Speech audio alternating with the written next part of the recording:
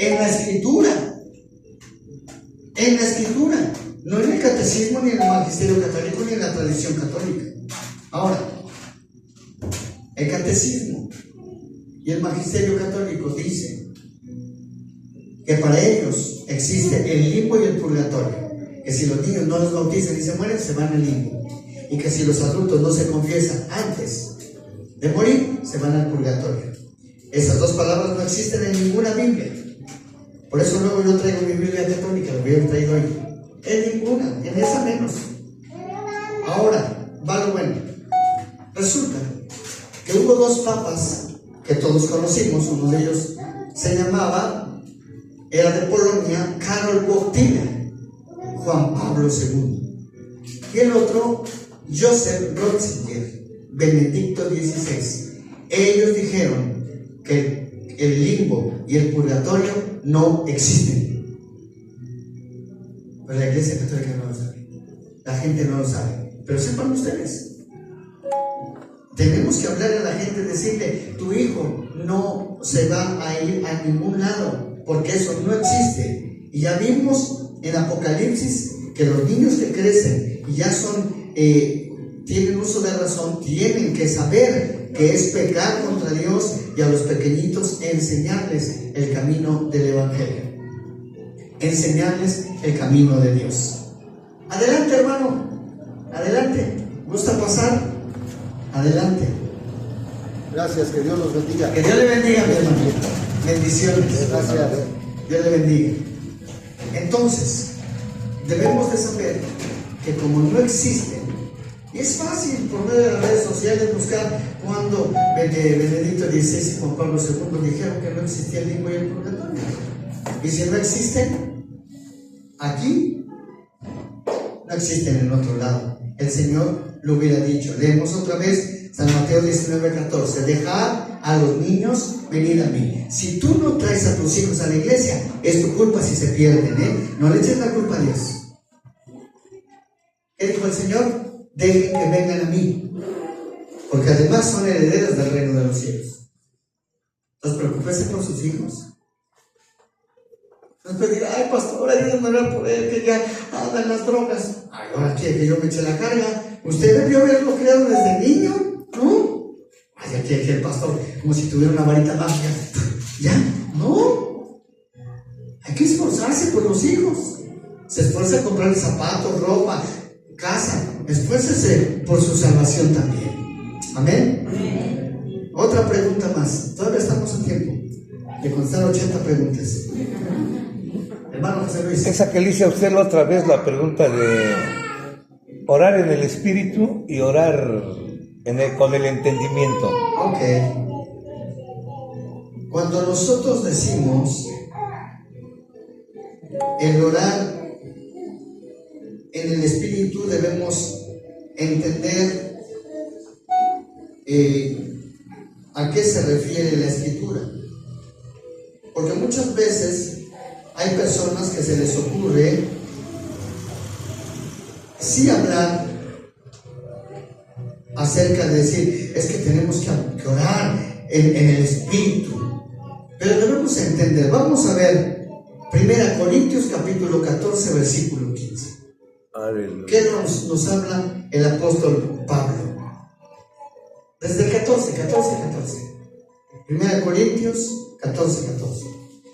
Dice: porque si yo oro en lengua desconocida, mi espíritu ora, pero mi entendimiento queda sin fruto. Oye, aquí tengo que aclarar esto. Cuando hablamos de lengua desconocida, resulta que cuando en Hechos de los Apóstoles capítulo 12 el Espíritu Santo viene a los que estaban en el aposento alto, ellos hablaron en lenguas, pero los que allí estaban entendían lo que ellos hablaban y decían: oigan, ¿que no todos estos son judíos? ¿De dónde pues conocen nuestra lengua en la que nosotros nacimos? Ya había de un montón de partes, de un montón de lugares, habla por lo menos de 14 lenguas diferentes. Pero hablar, es decir, lenguas, estamos hablando de idiomas. Adelante, De idiomas. Y dice, los oímos hablar las maravillas de Dios. Y Pablo cuando hablaba aquí, es que yo en lo personal he tenido mucho cuidado en el tema de hablar en lenguas.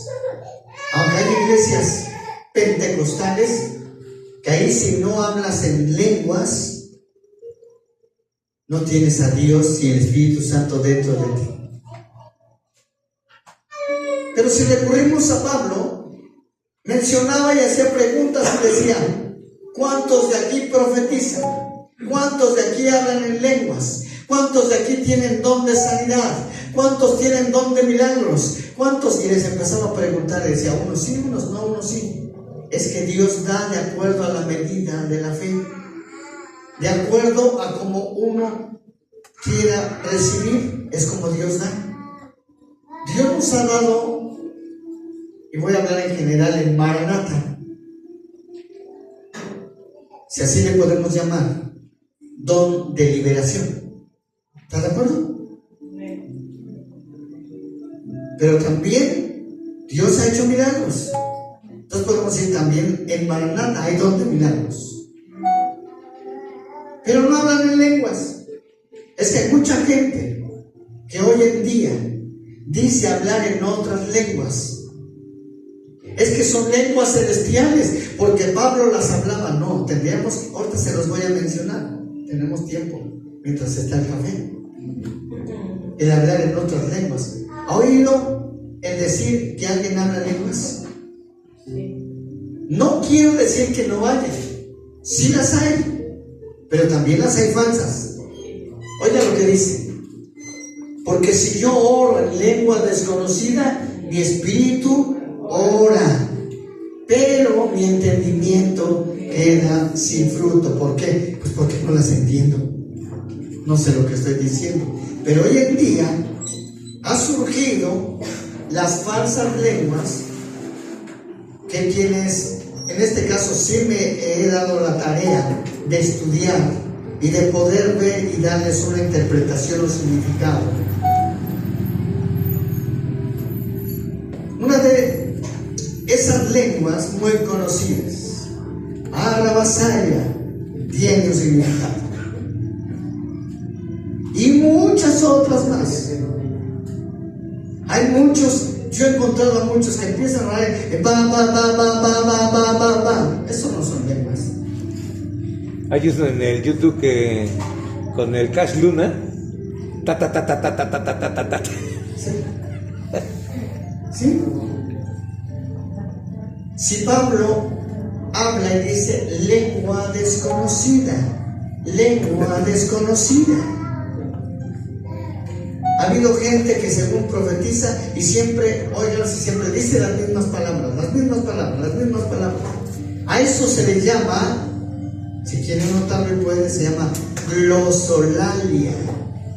Glosolalia. ¿En qué consiste la glosolalia? La glosolalia consiste en hacer balbuceos aparentando decir palabras que no existen. Eso es glosolalia. Y hay mucha gente que repite palabras y palabras y escucha usted a otro, se las aprende y también las anda diciendo. ¿Sí? ¿Yo sabe cómo lo tomaría? Blasfemia contra el Espíritu Santo. Amén. Lo cual no tiene perdón. Y si alguien me quiere juzgar, que me juzgue. Estaría en su derecho de juzgarme. Que me juzguen. Sí, que me juzguen. Pero con el Espíritu Santo les recomiendo que no se metan. Porque esto solo lo da el Espíritu Santo. Amén. Que a mí me da miedo decir Espíritu Santo. Para que sepan, ¿eh? Yo prefiero no decirlo. Entonces, continuamos. Porque si yo oro en lengua desconocida, mi espíritu ora. Está hablando en el espíritu, orando en el espíritu con una lengua desconocida. Pero mi entendimiento queda sin fruto. Siguiente versículo. ¿Qué pues? ¿Oraré con el espíritu?